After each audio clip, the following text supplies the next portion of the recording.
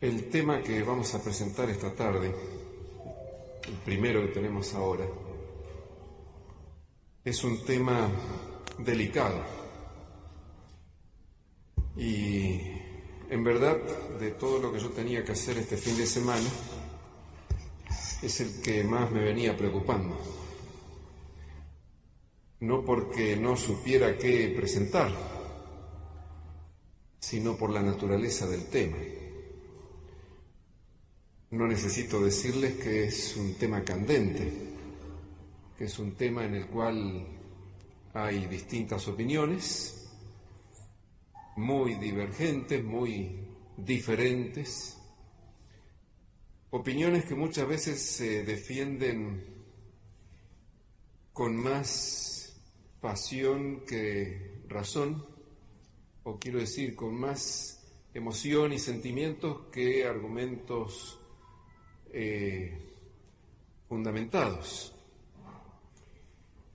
Así que con la ayuda del Señor espero que podamos hacer humildemente alguna contribución para ayudar a aclarar un poquito este tema dentro de lo posible. Y desde ya les digo, lo hago, como decía, con toda humildad, con todo amor, sin creerme el dueño de la verdad, pero sí como quien quiere compartir lo que después de mucho estudio creo que he ido encontrando en la Biblia, en los escritos de Elena de White. Y el tema es importante porque la música en realidad juega un papel muy importante en el conflicto entre el bien y el mal, entre Cristo y Satanás. Y me parece que a veces no nos damos cuenta y Satanás va teniendo éxito porque nos toma desprevenidos en ese terreno y nos cuidamos en otros aspectos y nos olvidamos de cuidarnos en ese terreno. Creo que parte del problema es que no alcanzamos a percibir todo lo que está en juego por detrás de la música. Y para tratar de que ustedes lo entiendan, voy a hacer algo así como una radiografía o una tomografía de la historia del cristianismo, deteniéndome en 3 momentos. Tomo la imagen de la tomografía, porque ustedes saben que los médicos, cuando quieren estudiar a ver si hay un problema en el organismo, si hay un tumor, un cáncer, con un tomógrafo pueden hacer algo así como un corte, aunque no cortan físicamente el cuerpo, ¿no es cierto? Pero pueden ver en cierto punto, pasan y ven cómo está el organismo en ese lugar, y en otro lugar, y en otro lugar, y pueden hacer en distintos puntos. Y quisiera hacer eso en la historia de la Iglesia cristiana para mostrarles cómo la música en realidad tiene consecuencias mucho más serias que solamente la música, y cómo la música depende de otras cosas mucho más importantes también. Y tomo 3 momentos porque la historia en realidad es un flujo donde los cambios se van dando en forma muy paulatina. Rara vez ocurren los cambios en forma brusca. Van desarrollándose muy despacito, pero cuando tomamos un momento y lo comparamos con otro momento, de pronto nos damos cuenta que hubo un cambio grande. Por eso nos puede ayudar a entender este tema. La Iglesia cristiana de los primeros siglos, no hablamos del Nuevo Testamento, sino los siglos segundo, tercero, cuarto de nuestra era. No hablamos del Nuevo Testamento porque lo voy a hacer después, pero quizás para introducir, refrescarles que en el Nuevo Testamento se habla de cantar himnos a Dios.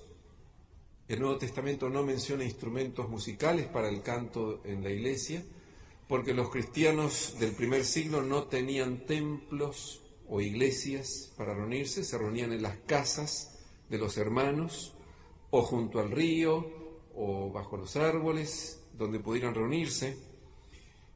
Cantaban a capela, es decir, sin instrumentos.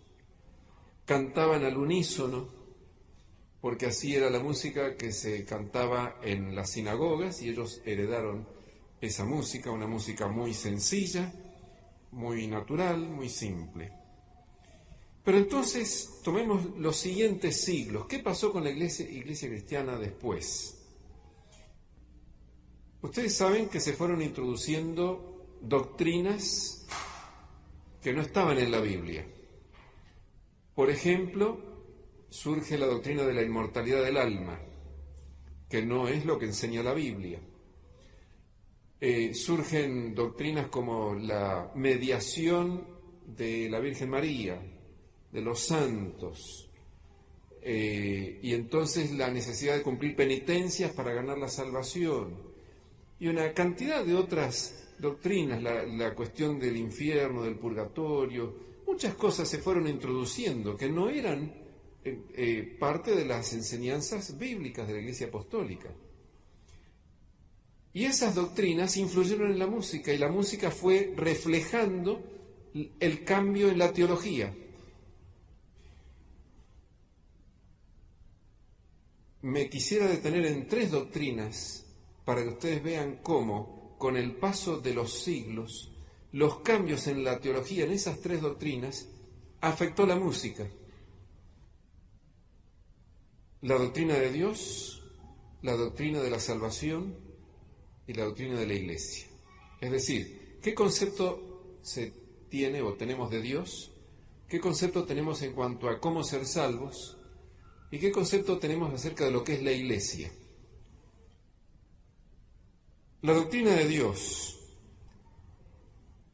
Luego de la Iglesia Apostólica, con el paso de los siglos, los cristianos comenzaron a pensar en Dios como un ser muy lejano, muy trascendente.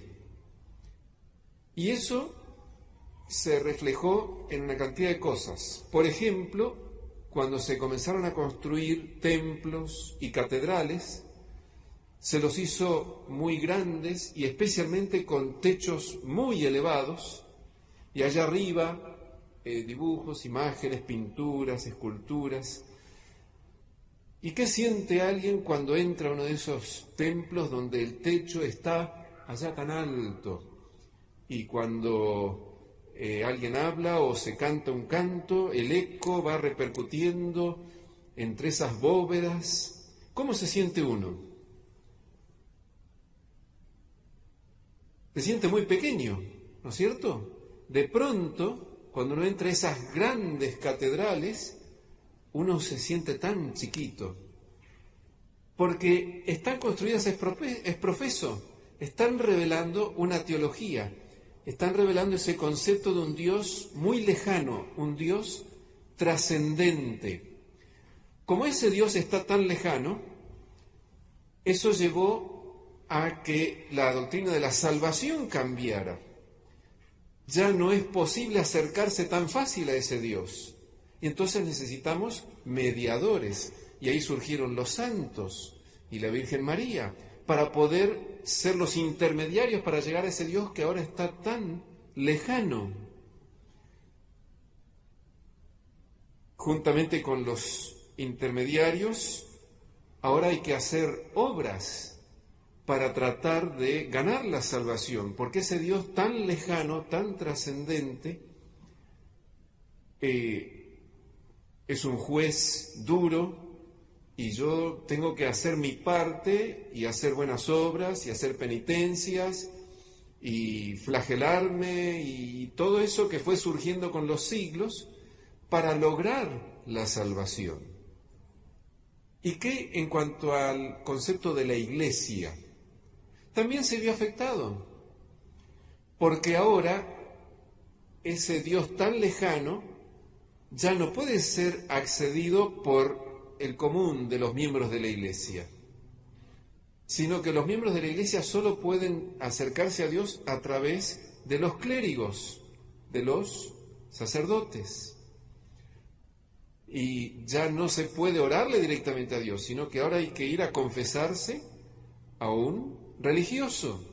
Él es el mediador y Él, por medio de la Virgen y de los santos, finalmente me va a permitir llegar a Dios. ¿Notan ustedes cómo la teología es coherente? Cuando cambiamos una pieza, todas las demás van cambiando para amoldarse a esa nueva pieza que hemos cambiado. Y eso influyó en la música, porque del canto del Nuevo Testamento, que aunque no tenemos registros exactos, sabemos que era un canto muy sencillo, un canto que se cantaba, lo cantaba toda la congregación. De eso se pasó a que ya para el año 367 de nuestra era, el Concilio de la Odisea decretara que a partir de entonces solo podrían cantar los clérigos y no más la congregación. Y la música comenzó a ser una música que reflejaba ese concepto de un Dios tan lejano, al cual hay que acercarse en puntitas de pie, con un temor terrible. Y entonces surge lo que después, en el siglo V, VI, se conoce como el canto gregoriano, ya con antecedentes anteriores. Pero ese canto, ustedes seguramente están familiarizados, alguna vez escucharon lo que es el canto gregoriano, que es una melodía al unísono, muy pareja, no tiene ningún salto grande, melódicamente, no hay armonía, no hay acompañamiento instrumental, no tiene distintos ritmos, sino todas las notas están al mismo ritmo. Es lo más sencillo que se puede tener, pero al mismo tiempo lo más frío, no tiene emoción, o la emoción se ha reducido a un mínimo, y concuerda justamente con esas grandes catedrales en las cuales va resonando ese eco para poder alabar a ese Dios tan lejano, al cual solamente se puede llegar con ese tipo de música. Entonces, el concepto de Dios, o la doctrina de Dios, la doctrina de la salvación y la doctrina de la Iglesia, que se desarrolló allí a partir de la patrística y durante la Edad Media, determinó cómo iba a ser la música. Y por más de 1000 años, la Iglesia cristiana se vio limitada en la música solamente a lo que conocemos hoy como el canto gregoriano, con pequeñas variantes dentro del canto gregoriano, pero básicamente eso. No lo podía cantar el pueblo, la congregación por más de 1000 años no cantó, el canto gregoriano solamente en latín, el pueblo no entendía lo que se cantaba, porque solo se podía usar ese idioma sagrado para acercarse a ese Dios tan trascendente.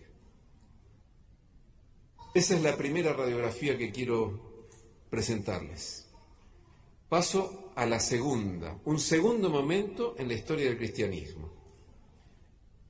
La Reforma Protestante, siglo XVI de nuestra era. La Reforma Protestante trajo cambios muy profundos teológicamente, pero también en la música, porque la teología influye en la música. ¿Qué cambios trajo? Concepto de Dios. La Reforma Protestante, o los reformadores como Lutero, Zwinglio, Calvino y todos los demás, nos enseñaron que ese Dios no está tan lejano de los seres humanos como para que no nos podamos dirigir a Él. Si bien es un Dios que merece todo nuestro respeto y reverencia, cualquier creyente puede acercarse a Dios. Ese Dios ahora fue, como decir, acercado, bajado un poquito para que esté más accesible. El cambio en la doctrina de Dios también fue acompañado por el cambio en la doctrina de la salvación. ¿Cómo somos salvos según los reformadores protestantes? Ya no es haciendo buenas obras y penitencias y flagelándome y confesándome y sacrificándome, sino que soy salvo por la fe. Soy salvo por la gracia de Dios, de Cristo. Soy justificado por la fe. ¿Y qué en cuanto a la doctrina de la Iglesia? La Reforma también trajo un cambio radical en cuanto a esto. Porque ahora la Iglesia no es solamente el clero, como fue decretado a partir del año 367 en el Concilio de la Odisea, sino que para los reformadores, siguiendo lo que dice la Biblia, todos los creyentes somos la Iglesia. Y todos tenemos igual acceso ante Dios. Ya no necesitamos los mediadores, como había enseñado la patrística y la Edad Media. Y eso tuvo consecuencias en cuanto a la música, o se vio reflejado en cuanto a la música, en el terreno musical.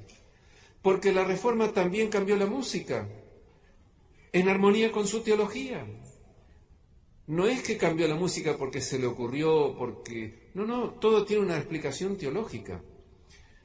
Ahora ese Dios que está más cercano puede ser alabado por todos los creyentes. Y entonces Lutero y los demás reformadores dijeron, a partir de ahora toda la congregación va a cantar.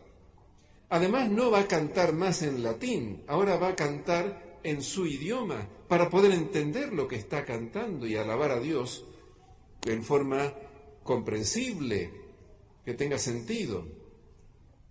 Por otro lado, a partir de la Reforma, entra también la polifonía, la armonía en la música en la Iglesia. Yo les había dicho que, en esencia, en general, el canto gregoriano, durante muchos siglos había sido al unísono, salvo pequeñas excepciones, pero que no lo podríamos llamar realmente armonía. Estamos simplificando un poquito, pero cuando llega la Reforma, Martín Lutero compone sus corales para ser cantados a 4 voces.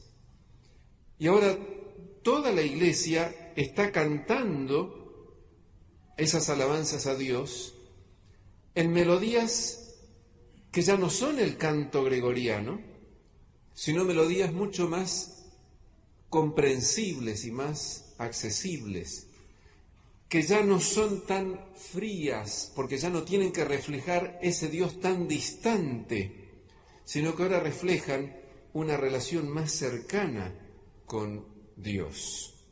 Y también se introducen los instrumentos que durante más de 1000 años habían estado proscriptos de la Iglesia cristiana.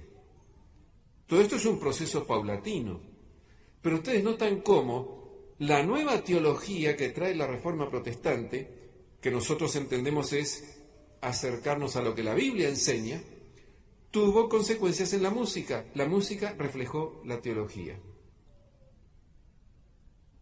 Ese es el segundo momento, la segunda radiografía que quiero sacar en la historia de la Iglesia cristiana. Y voy a la tercera radiografía, lo que podríamos llamar el protestantismo actual, básicamente de tipo pentecostal, carismático, porque eso es lo que realmente está influyendo y dominando la escena del mundo protestante contemporáneo. ¿Cómo es la teología del protestantismo carismático de tipo pentecostal de nuestros días? Haciendo así como una síntesis, no entrando en una denominación en particular, sino en general. Tomemos las 3 doctrinas que venimos analizando. Concepto de Dios. ¿Cómo se ve ahora a Dios en el mundo protestante, pentecostal o carismático? Un amigo cercano.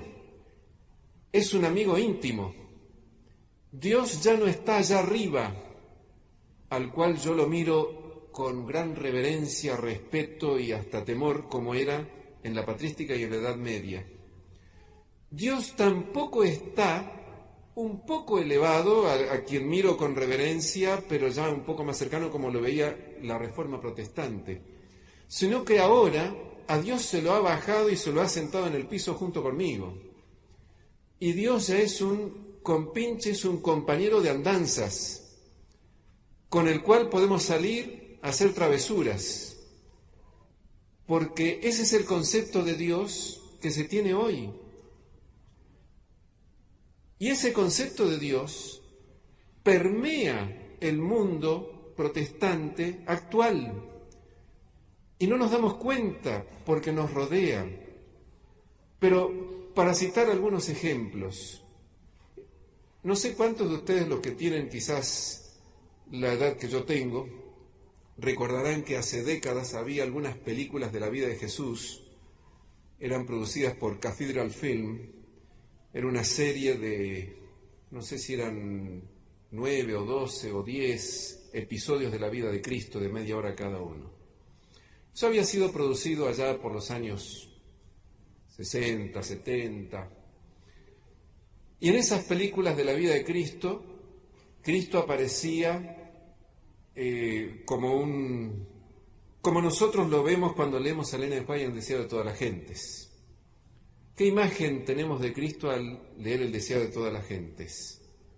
Como Dios hecho hombre, como aquel a quien los seres humanos lo veían diferente y lo reconocían como Dios y lo adoraban, o sus enemigos lo atacaban, pero veían que algo diferente tenía. Pero comparen ese Cristo, si tienen acceso a esas películas ya históricas, con las películas actuales que se producen en el mundo cristiano hoy, donde Cristo es pintado haciendo bromas y donde de pronto está predicando, pero por allí toma jarra y le echa agua a uno de los que le están oyendo, que se sobresalta y él se mata de risa, y cosas que en realidad parece como un ser humano pecador más.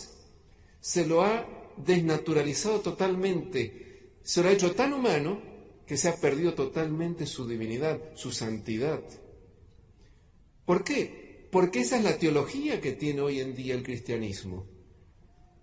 El concepto de Dios es lo que ha cambiado. Y así como el concepto de Dios que había en la patrística y en la Edad Media tenía consecuencias en cuanto a la forma de entender la salvación, el concepto de Dios actual también ha cambiado la manera de entender la salvación. ¿Cómo somos salvos hoy según el cristianismo protestante popular de tipo pentecostal? Por gracia, por la fe, y uno diría, bueno, así fue desde hace 500 años cuando Martín Lutero y todos los demás reformadores predicaron. Hay una gran diferencia, no se dejen engañar. ¿Cuál es la diferencia? Que cuando Martín Lutero y los demás enseñaban que somos salvos por la gracia, decían que cuando el Señor nos salva para vivir una vida diferente. Pero hoy en día la enseñanza es, el Señor te acepta tal como eres, lo cual es verdad, pero te acepta tal como eres para dejarte que sigas viviendo como tú quieras. Es lo que por allí hasta se ha llamado la gracia barata. Y entonces, bueno, ¿qué hago esta noche? Digo esta noche porque los sábados de noche suele ser una noche como para pensar en así alguna cosa, ¿no? Y no importa, total, mañana le pido perdón al Señor y el Señor es como un abuelito bueno. ¿Vieron esos abuelitos que malcrían a los nietos? Que les dejan hacer todo lo que quieren. Entonces, total, todo vale. Dios me perdona todo, le pido perdón, si me acuerdo de pedirle perdón. Y lo que importa ahora es que yo me sienta bien con ese amigo que es, como yo les decía, un compañero más para salir de andanzas. Es tan amigo, lo he bajado tanto, que la doctrina de la salvación ha cambiado. Y también ha cambiado la doctrina de la Iglesia. Ahora, la Iglesia es vista desde un punto de vista congregacional, donde ya no somos un cuerpo de creyentes, Y por eso ustedes averigüen cuántas denominaciones distintas, protestantes, hay en México solamente, o en cualquier país, y se van a asombrar, porque hay miles, porque cada uno ahora crea su propia iglesia, y mientras tenga alguno que lo siga, allá vamos. Y si no es el congregacionalismo, es el individualismo. Individualismo fomentado por las iglesias electrónicas. Total, me quedo en mi casa si me lo pasan por televisión. Y puedo elegir, o por internet. Y si no me gusta ese predicador, muevo el dial y tengo media docena para elegir. Y me busco uno que diga lo que a mí me gusta. Porque ahora la religión es a la carta. Es como ir al supermercado. Entonces, elijo aquella que me hace sentir mejor. ¿Y cómo ha influido eso en la música? Es natural, la música refleja esa teología, hermanos. Y la música del cristianismo protestante actual no es por casualidad que es como es, sino que es así por la teología que está detrás. ¿Cómo es la música actual? La música cristiana, me refiero a la música de las iglesias, ¿no es cierto? ¿Se diferencia de la música del mundo? ¿Musicalmente? No. Si a Dios lo hemos bajado tanto que ya es como uno de nosotros, que la música también ahora pasó a ser lo mismo que la música de la sociedad que nos rodea. Ya no hay una diferencia entre la música cristiana, la música de la iglesia, respecto de la música del mundo. Pero vuelvo a decir, eso está reflejando una teología. Esa música también está reflejando la salvación. Total, como Dios ahora es como uno de esos abuelitos reblandecidos que me deja hacer lo que yo quiero, pero ahora vivamos y comamos, y con la música lo importante es pasarla bien. Y entonces las iglesias casi se transforman en un show. Y entonces los músicos ahora son la estrella. Y no solamente alaban a Dios, ahora hacen sus conciertos. Porque ahora lo más importante es el músico o el grupo musical, que es el que ha ocupado el centro de la escena. Dios ya pasó a ser la excusa para hacer música, nada más. ¿Saben lo que a mí me aflige? Cuando yo veo que como adventistas, indiscriminadamente, nosotros tomamos la música del mundo evangélico protestante que nos rodea y no nos damos cuenta que con esa música nos estamos tragando toda la teología que está detrás, que esa música está fundada en una teología. Y lo peor es que al incorporar esa música, eso nos va cambiando nuestra teología sin que nos demos cuenta. Y entonces, con esa música, ¿cómo me acerco yo a Dios? Bueno, ya no necesito venir tan bien vestido a la iglesia. Y total, Dios es como un amiguito más. Puedo venir como quiera. Y entonces, ¿qué problema hay si yo me voy con un short o bermudas y, bueno, no sé cómo le llamarán aquí, pero las hojotas o lo que uso para ir a la playa y cuánta cosa más? Lo importante es que yo me sienta bien, que yo esté cómodo. Si Dios es puro amor, Dios es mi amigo. Eso se ve también reflejado en el estilo de vida. Porque ahora, como Dios es tan amoroso y tolera todo lo que yo haga, porque la gracia lo cubre todo, entonces no te aflijas. Eso de las normas y de los principios y de vivir, no, con que tú te sientas bien y estés bien con Dios, que es tu amigo, ya está. Y vienes a la iglesia para tener un momento de pasarlo bien y que tus emociones y tus sentimientos tengan un momento elevado, y cuanto más excitante sea el culto, mejor. Y no nos damos cuenta que nos hemos alejado de lo que la Biblia dice. Porque ¿qué enseña la Biblia en cuanto a cómo es Dios? ¿Qué enseña la Biblia en cuanto a cómo soy salvo?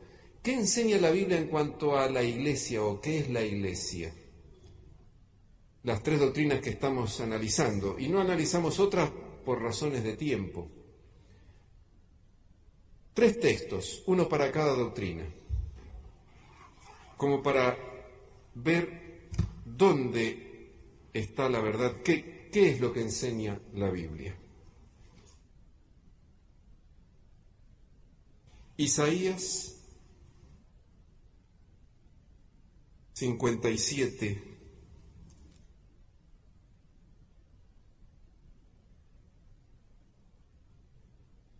versículo 15. Isaías 57, 15, para la doctrina de Dios.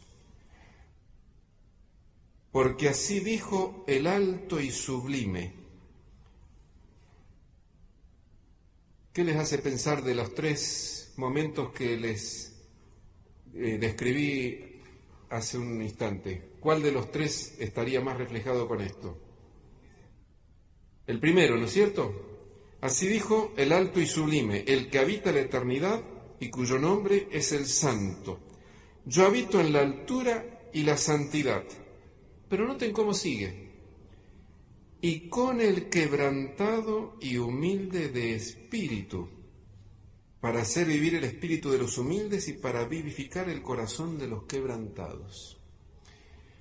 ¿Saben ustedes que yo a propósito no les dije que elijan uno de los 3 momentos? Porque la Biblia combina en una forma equilibrada, admirable, tanto la trascendencia de Dios como la cercanía de Dios. La primera parte de este versículo dice, así dijo, el alto y sublime. Así que tengo que acercarme a Dios con reverencia. Dios no es cualquiera. Dios es el alto y sublime, aquel que en el libro de Isaías se lo describe muchas veces como el santo, el que habita la eternidad. Tengo que tener gran respeto hacia Dios. Por eso el mensaje del primer ángel, ¿cómo empieza diciendo? Temed a Dios. Y eso es lo que nosotros como adventistas estamos llamados a proclamar. Temed a Dios y dadle gloria. El mensaje del primer ángel no dice que considera a Dios como un compañero más de andanzas. Temed a Dios. Dios es el alto y sublime. Pero al mismo tiempo, la Biblia me dice que ese Dios tan trascendente, ante quien los ángeles se cubren el rostro, se cubren los pies cuando lo alaban, al mismo tiempo ese Dios quiere habitar o habita con el quebrantado y humilde de espíritu. Ese Señor, ese gran Rey del universo, se digna a estar a mi lado. Pero no cuando yo vengo a Él como a mí se me ocurre, con una actitud orgullosa y arrogante para decirle, acá estoy, yo quiero vivir como quiero. Sino cuando yo vengo, ¿cómo dice? Quebrantado y humilde de espíritu. Claro que Dios está cercano, quiere estar muy cercano, pero cuando ve que estoy arrepentido, porque solo cuando ve que estoy arrepentido Él puede transformarme, puede perdonarme, limpiarme, hacerme una nueva criatura, que eso es lo que el Señor quiere. No quiere que yo siga revolcándome en el barro del pecado, de mi vida pasada, sino quiere hacerme un nuevo ser. Por eso dice que aunque Él habita en la altura y la santidad, también habita con el quebrantado y humilde de espíritu, para hacer vivir el espíritu de los humildes y para vivificar el corazón de los quebrantados. Ese es el Dios que me presenta la Biblia. ¡Qué Dios maravilloso! Y mi música tiene que reflejar ese Dios.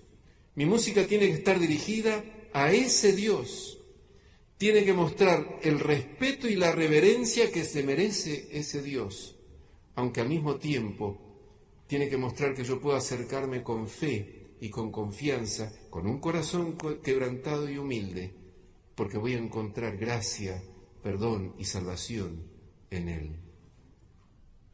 Segundo texto para la segunda doctrina.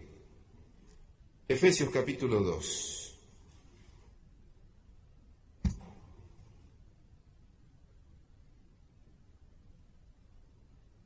Efesios capítulo 2, versículos 8 al 10. Uno de los grandes textos clásicos de cómo somos salvos. Porque por gracia sois salvos por medio de la fe. Y esto no de vosotros, pues es don de Dios, no por obras, para que nadie se gloríe, porque somos hechura suya, creados en Cristo Jesús para buenas obras, las cuales Dios preparó de antemano para que anduviésemos en ellas.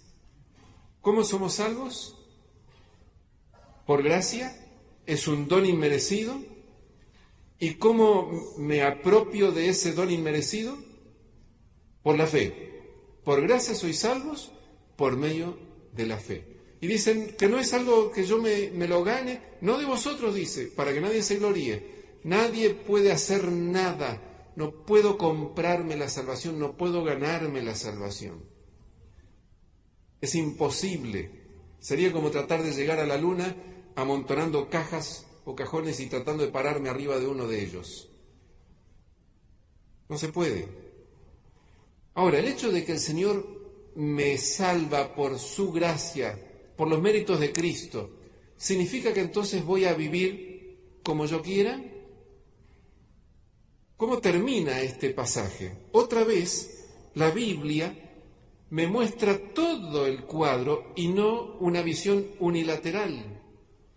Porque después de decir que somos salvos por la gracia, como lo suele hacer Pablo en otros lugares, me dice, pero eso no significa que entonces puedes seguir pecando con total liviandad. Total, la gracia te cubre, la gracia. No, porque dice después, porque somos hechura suya, el Señor nos crea como una nueva criatura cuando aceptamos a Cristo, para buenas obras.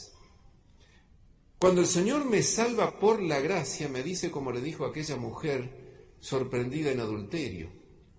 Por pura gracia el Señor le dijo, yo no te condeno. ¿Pero qué le dijo después? Anda y sigue haciéndolo. Ve y no peques más. Ese es el verdadero plan de Dios, porque esa es la única manera de ser felices.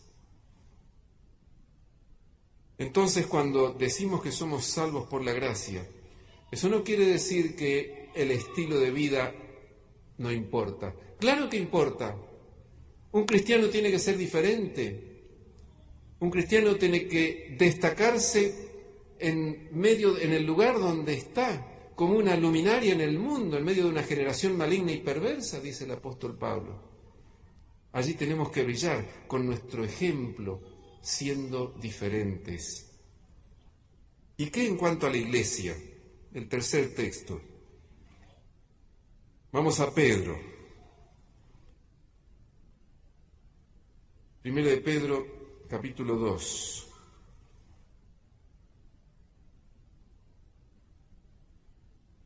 Versículo 9. Mas vosotros sois linaje escogido, real sacerdocio, nación santa, pueblo adquirido por Dios, para que anunciéis las virtudes de aquel que os llamó de las tinieblas a su luz admirable. Aquí el Señor nos dice que todos los creyentes somos un pueblo escogido. Todos los creyentes somos un real sacerdocio, no solamente un clero, no solamente el pastor de la iglesia. Todos nosotros tenemos igual acceso ante Dios. También nos dice que todos nosotros somos una nación santa, somos un pueblo adquirido, apartado para un propósito especial, adquirido por Dios. ¿Y cuál es ese propósito? Para que mediante nuestro ejemplo y nuestras palabras anunciemos las virtudes de aquel que nos llamó de las tinieblas a su luz admirable. Somos un pueblo escogido con una misión para vivir y predicar el mensaje de Dios para esta hora. Y esta teología que presenta la Biblia, este concepto de Dios, este concepto de la salvación y este concepto de la Iglesia es lo que debería dar forma a nuestra música. Y es lo que debería reflejarse en nuestra música. Por eso cuando elegimos la música, hoy en día que es tan fácil en la sociedad de consumo en la cual estamos, ir a las tiendas o bajar de internet o escuchar en las radios, hay tantas maneras de estar expuestos y poder tener acceso a la música de cualquier grupo y de cualquier denominación. Cuando elegimos, tenemos que pasarla por el filtro de nuestra teología, o mejor dicho, de la teología bíblica, porque no es porque sea mía o nuestra, es porque eso es lo que dice la Biblia. Y nosotros somos el pueblo de la Biblia que tenemos que seguir lo que dice la Biblia. Entonces, cuando como iglesia establecemos pautas respecto de la música, eso no es arbitrario, eso no es porque a alguno se le ocurrió y porque podría ser de otra manera. Hay razones teológicas por detrás, que ojalá comprendamos plenamente para poder entonces hacer nuestra música con todo el conocimiento y de tal manera que Dios pueda aceptarla y aprobarla. ¿Y qué es lo que dice nuestra iglesia en cuanto a la música?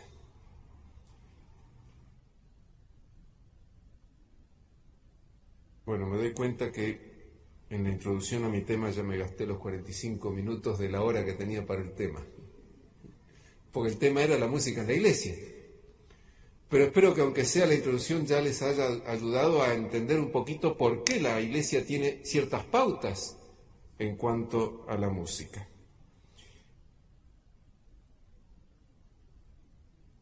Aunque duele decirlo, tenemos que reconocer que nuestra iglesia tiene pautas muy claras, pero muchas veces en la práctica, cuando digo nuestra iglesia me refiero a la gran iglesia mundial, la iglesia adventista en general. Muchas veces en la práctica fallamos en poner en acción eso que en teoría tenemos escrito. La Asociación General estableció o aprobó un documento, había aprobado uno en el año 1972, otro posterior en el año 2004, que tiene pautas en cuanto a cómo debe ser la música en la iglesia. Pero además de ese documento o de esos documentos, nosotros tenemos una riqueza extraordinaria en los escritos de Elena de White. Por supuesto, nuestra primera y fundamental riqueza es la Biblia, y la Biblia debe regir todo lo que hacemos. Pero ¿cómo entender lo que dice la Biblia? Tenemos esa luz menor que nos alumbra y nos ayuda a entender la luz mayor. Porque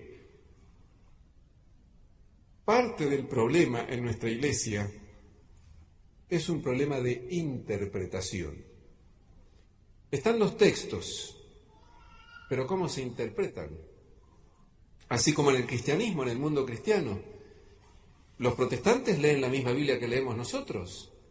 Y entonces, ¿cómo puede ser que tienen doctrinas diferentes? Hay una cuestión de interpretación. ¿Y cómo saber cuál es la interpretación correcta? Ahí es donde, además de los principios de una sana interpretación bíblica, que los hay, tenemos también la orientación del espíritu de profecía. Y creo que en parte, el problema en nuestra iglesia existe porque nos olvidamos de lo que dice las Escrituras y el Espíritu de Profecía en cuanto a la música. Y hasta también el problema en nuestra iglesia existe porque hemos comprado una mentira que anda circulando fuera de nuestra iglesia. Y cada vez más hay quienes están creyendo que la música es moral y espiritualmente neutra. ¿Qué queremos decir con esto? Que no importa qué tipo de música escuches, bueno, la letra sí, porque ya decir que la letra no es neutra sería demasiado osado o atrevido. Pero la música, no, cualquier música sirve, mientras tenga una letra acorde con los principios de la Biblia. Tristemente, esa es una de las grandes mentiras que el enemigo se ha encargado de hacernos creer. Y les leo en el último documento de la Asociación General del año 2004, que ustedes lo pueden bajar de internet, bueno, está disponible de muchas maneras. En la primera parte de este documento dice que la música, dice literalmente, estaba buscando para leerles de antes, pero no, les voy a leer solo esta partecita. La música no es moral ni espiritualmente neutra. Lo dice muy claramente. La música no es moral ni espiritualmente neutra. Y para apoyar esto que les estoy diciendo, permítanme leerles algunas declaraciones de Elena de White.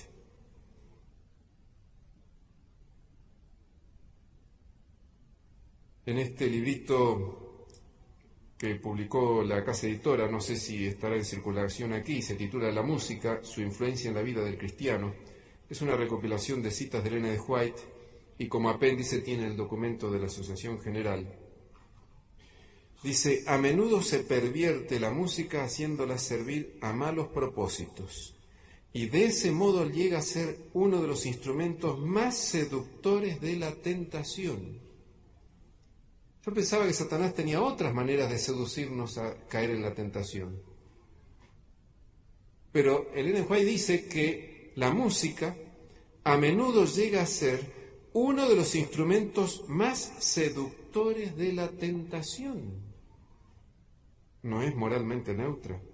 Puede ser terriblemente mala usada por el enemigo. Otra declaración.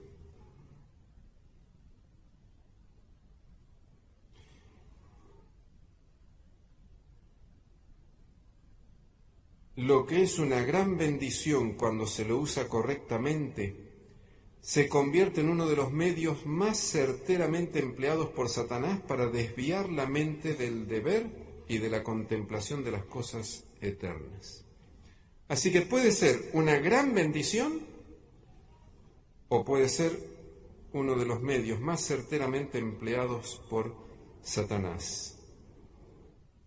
Una declaración más. Satanás está hablando de la música y dice que por medio de la música Satanás sabe qué órganos puede excitar para animar, embargar y hechizar la mente de modo que no desee a Cristo. Satanás sabe cómo usar la música para, dice, embargar, animar y hechizar la mente de modo que no desee a Cristo. Satanás es un gran músico. Si era el director del coro de ángeles en el cielo, antes de convertirse en el diablo, en Satanás. Y él utiliza la música justamente para lograr esos propósitos. La música no es neutra. Puede ser buena o puede ser terriblemente mala. Y entonces, ¿cómo saber cuál sería la música buena en la iglesia. Ya no nos da el tiempo para hablar de la música en general, pero el tema es la música en la iglesia. Quizás una manera, o algo que nos puede ayudar en el poco tiempo que me queda, es saber que la Biblia tiene instrucciones en cuanto a lo que Dios espera del culto. En Levítico el capítulo 10 hay un incidente de dos hijos de Aarón que nos deja una lección muy importante. Levítico capítulo 10, versículos 1 y 2. Dice que Nadab y Abiú, hijos de Aarón, tomaron cada uno su incensario y pusieron en ellos fuego, sobre el cual pusieron incienso y ofrecieron delante de Jehová fuego extraño que él nunca les mandó. Y salió fuego de delante de Jehová y los quemó y murieron delante de Jehová. ¿Cuál era el problema? ¿Por qué Dios fue tan drástico que a estos hombres que entraron con el incensario a ofrecer incienso en el santuario, Dios envió fuego que los quemó? Lo aclara unos versículos más adelante. Versículos 9 y 10. Desde el versículo 8, Jehová habló a Aarón diciendo: tú y tus hijos contigo, no beberéis vino ni sidra cuando entréis en el tabernáculo de reunión, para que no muráis. Estatuto perpetuo será para vuestras generaciones, para poder discernir entre lo santo y lo profano, entre lo inmundo y lo limpio. Evidentemente Nadab y Abiú no habían discernido entre lo santo y lo profano, entre lo inmundo y lo limpio.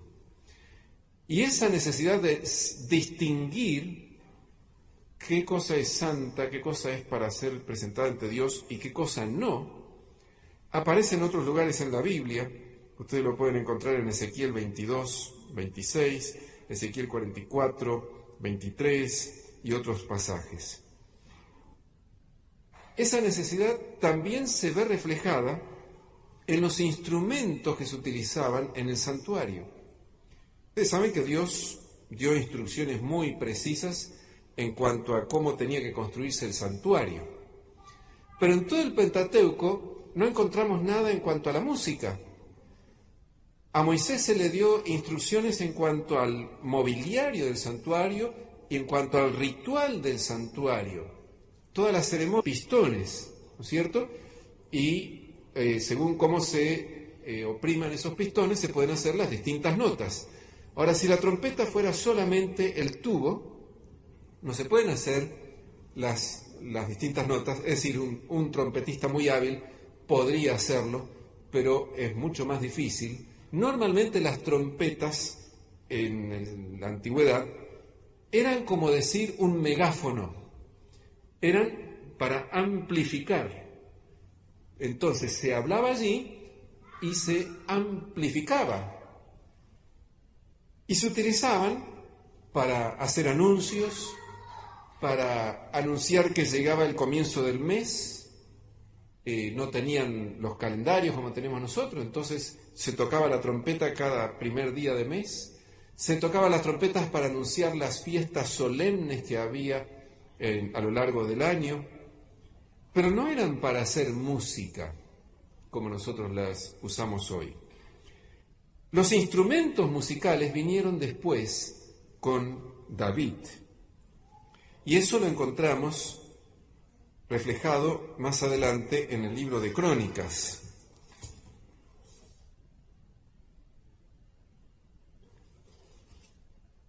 Fíjense, por ejemplo, en Crónicas, Primera de Crónicas, capítulo 15, el versículo 16. Primera de Crónicas 15, 16.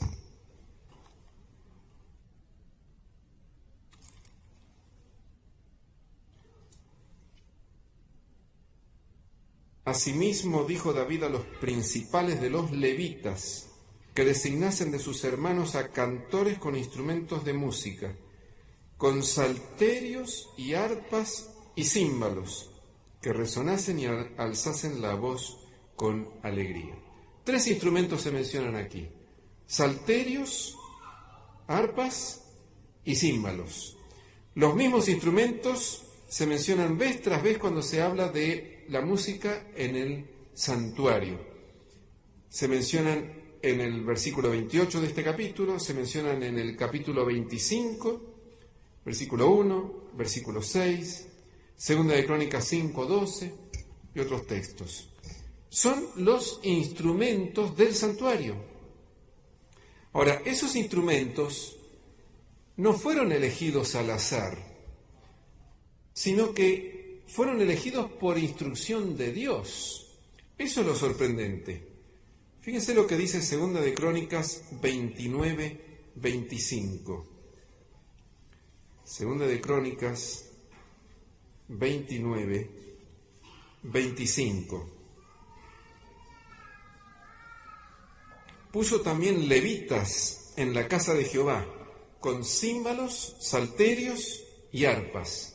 Los 3 instrumentos: címbalos, salterios y arpas. Conforme al mandamiento de David, de Gad, vidente del rey, y del profeta Natán, porque aquel mandamiento procedía de Jehová por medio de sus profetas. No fue una ocurrencia de David solamente. Dios se lo indicó a David, a Gad, a Natán, que eran profetas, y aquí la Biblia dice muy claramente que ese mandamiento procedía de Jehová por medio de sus profetas. No explica la Biblia por qué esos 3 instrumentos, pero sí podemos deducir algunas cosas interesantes. Para empezar, son 2 instrumentos de cuerda, arpas y salterios, y un instrumento de percusión, címbalos. Creo que el arpa no necesito explicarla, ¿no es cierto? Todos saben lo que es un arpa, pienso yo. El salterio, que en algunos textos también se traduce como cítara, pero es la misma palabra hebrea, también es un instrumento de cuerdas. Están en una disposición diferente que en el arpa, pero son cuerdas al fin. Cada cuerda puede tocar una nota, ¿no es cierto? Y en los tiempos bíblicos, esos instrumentos podían tener, las arpas y los salterios podían tener hasta 12 cuerdas, o sea, podían tocar hasta 12 notas diferentes. Y los címbalos eran 2 platillos que se golpeaban uno contra el otro, platillos de bronce, que en varios lugares de la Biblia se habla de címbalos resonantes, porque justamente se los golpeaba y se los dejaba que quedaran resonando, como ocurre hoy en día en las orquestas, cuando en un momento especial, en un momento culminante de una música, se tocan los platillos y quedan resonando. Los címbalos no son un instrumento de percusión rítmica, porque no se puede hacer un ritmo con ese instrumento porque resuena demasiado, sino que son un instrumento para resaltar un determinado momento en la música. ¿Vieron que en la Biblia, en los Salmos, a veces aparece la palabra Selah? En la Reina Valera del 60, no sé si recuerdan haber leído los Salmos y que de pronto al final de un versículo dice Selah, y después sigue el Salmo. Y uno dice, ¿qué será eso? Si lo buscan en el diccionario en castellano, no van a encontrar esa palabra, porque en realidad esa es una palabra hebrea que ha sido transliterada al castellano. Cuando se tradujo la Biblia, no sabían bien qué hacer con esa palabra. Pero parecería que indica el momento en el que al cantar los salmos, o ese salmo, tenía que tocarse el címbalo. Es para separar estrofas. Cada 4, 5, 6 versículos, según el salmo, de pronto dice Selah. Era como para una señal. ¿Por qué? Porque en el santuario era muy común que se cantara en forma antifonal. Y entonces, esta estrofa la cantaba un grupo, la otra estrofa, otro grupo. y los címbalos servían para indicar esas transiciones en el cántico antifonal. ¿Saben ustedes que en toda la Biblia los címbalos no se mencionan para ningún otro uso que no sea el santuario? Solamente se mencionan los címbalos en el contexto de la música en el santuario. Y es notable que el Señor, por medio de sus profetas, seleccionó esos instrumentos, aunque había muchos otros, dejando de lado otros instrumentos, como por ejemplo la pandereta. La Biblia habla de la pandereta en una cantidad de pasajes, pero la pandereta se menciona básicamente cuando se festeja una victoria militar o para una fiesta secular. Nunca se menciona la pandereta en el servicio, en el santuario, ni ningún otro instrumento de percusión rítmica. No aparecen en el santuario. Evidentemente, el Señor nos está mostrando que esos otros instrumentos no son para el culto que Dios espera que le tributemos. ¿Y qué más podemos aprender de estos instrumentos? Dos instrumentos melódicos, vamos a decir así, o también podría ser una armonía, porque al poder tocar varias notas, evidentemente esos instrumentos eran buenos para acompañar el canto. ¿Se acuerdan que David cantaba acompañado justamente por el arpa? Y cuando se habla de los levitas, dice que cantaban con las arpas y salterios. Era para acompañar el canto, para poder dar el tono, para poder tener el apoyo de la armonía, a fin de poder cantar mejor. Hoy en día deberíamos usar, y usamos, instrumentos que sirven de apoyo para el canto, porque lo más importante es el canto en la iglesia. Instrumentos tales como el piano, el órgano, han demostrado tener esas características que los hacen apropiados para el uso en la iglesia. En razón de que el tiempo para esta primera parte del seminario se me ha ido, permítame compartir un par de citas de Elena de White para cerrar esta parte. ¿Cómo tiene que ser la música en la iglesia, la música que Dios espera? Elena de White dice, lo que se necesita no es cantar fuerte, sino una entonación clara y una pronunciación correcta. Dediquen todos tiempo a cultivar la voz, de modo que puedan cantar las alabanzas a Dios en tonos claros y suaves, sin asperezas ni chillidos que ofendan el oído. Dios espera que le cantemos entonando bien, en forma clara, pronunciando bien, en tonos suaves, sin nada que resulte ofensivo al oído.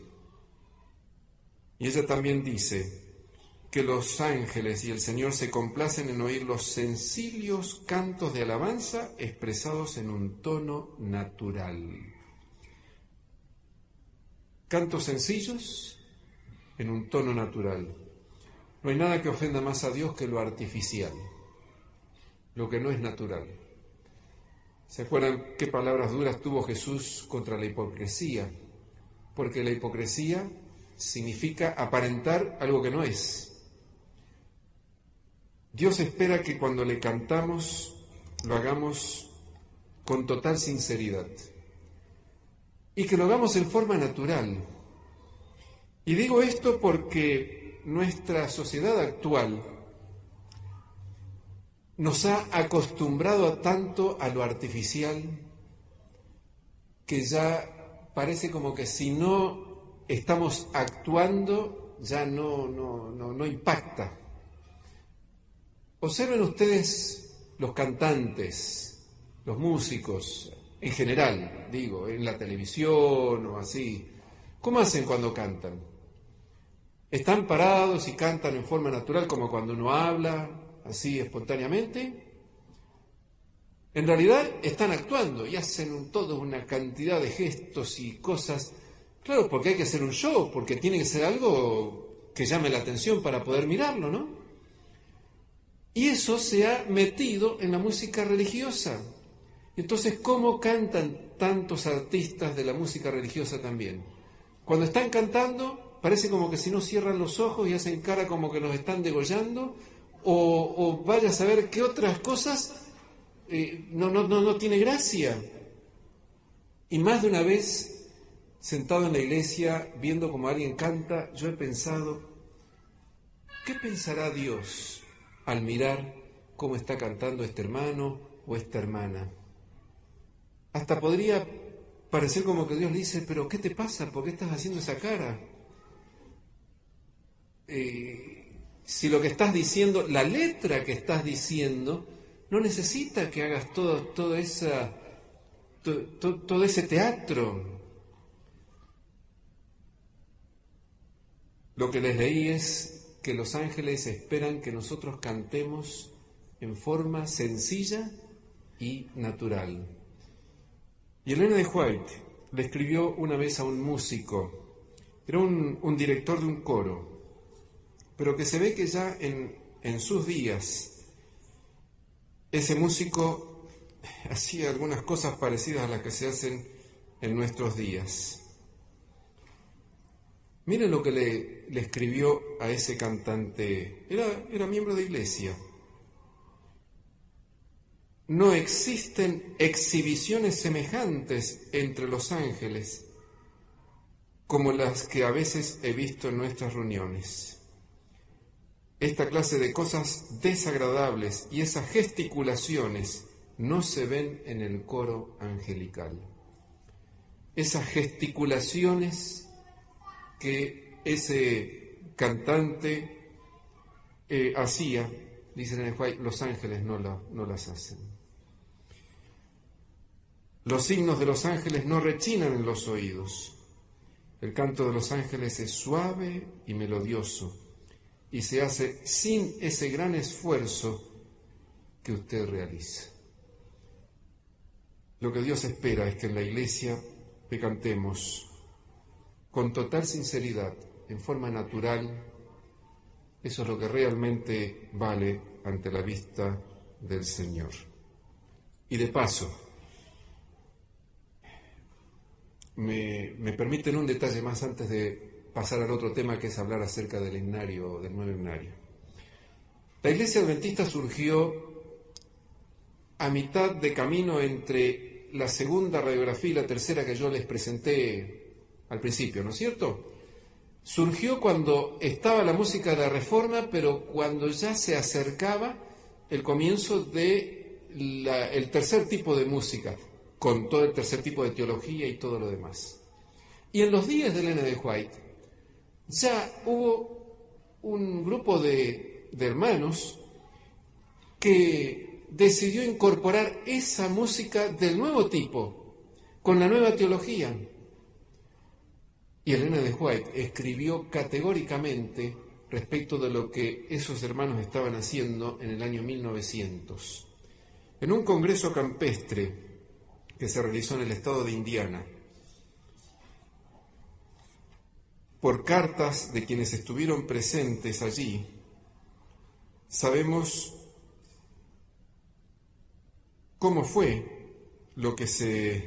el tipo de música que se realizó, que se utilizó allí. Fíjense cómo fue. Dice una carta del pastor Haskell a Elena de White. Tienen un órgano, un contrabajo, 3 violines, 2 flautas, 3 panderetas, 3 cornos y un gran tambor.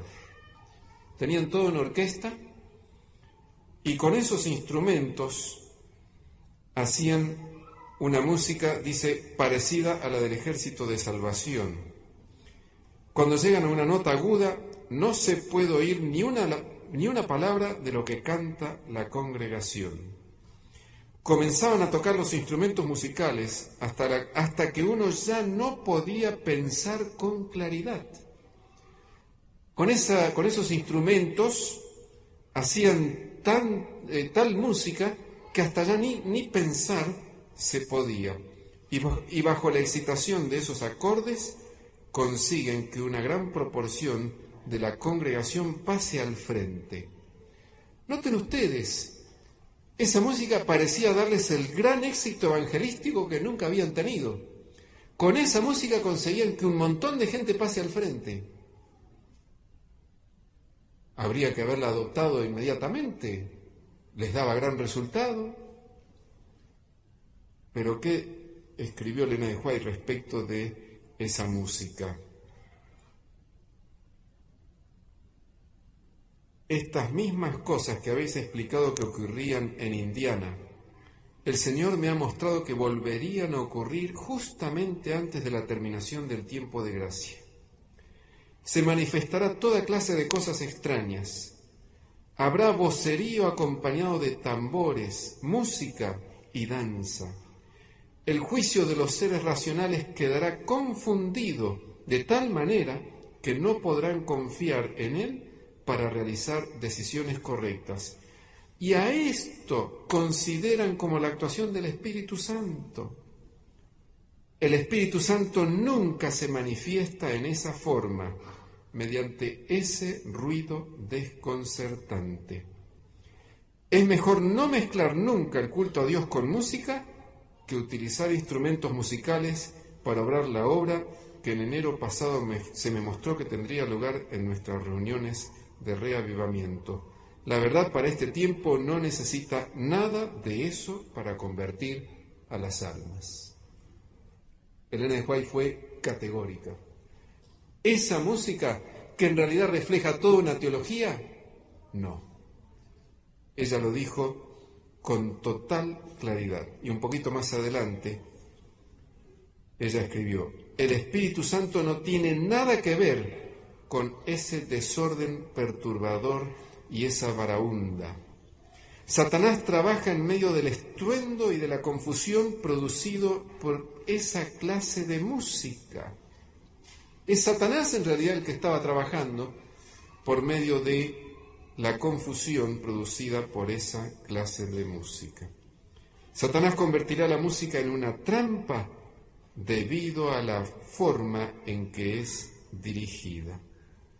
Dios exhorta a su pueblo, que tiene la luz ante sí en la palabra y en los testimonios, a que lea y considere y luego obedezca. Se han dado instrucciones claras y definidas a fin de que todos comprendan.